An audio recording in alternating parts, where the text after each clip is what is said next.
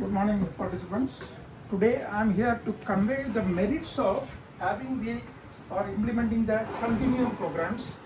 You are fortunately having the first three programs, PYP, MIP, DP. Now we are going to authorize the CP program, and then you will see the merits of having all the four programs with interconnections, broad, balanced, and conceptual.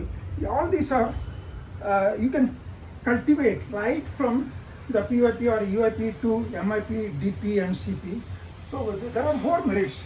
To discuss further, I will ask PYP in one line, MIP second line, DP in another line, and those who are teaching more than one programs in another line, and in each line call 1 to 4, and then see that you form a group of 4 where all the ones will be there, 2s, 3s and 4s, and any excess I will implement in such a way that in any group either a PYP, MIP, DP teacher should be present to collaborate and identify from your end what are the similarities across the 4 models.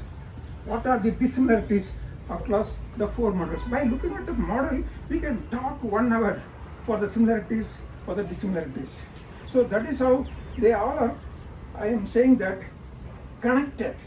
That is the best merit, that broad and balanced right from PYP to CP, then well connected through international mindedness, through the learner profile attributes, and then they have a conceptual level of teaching which goes through approaches to learning and the approaches to teaching. Of course, more I will be discussing. At this moment, I will stop it here. Thank you.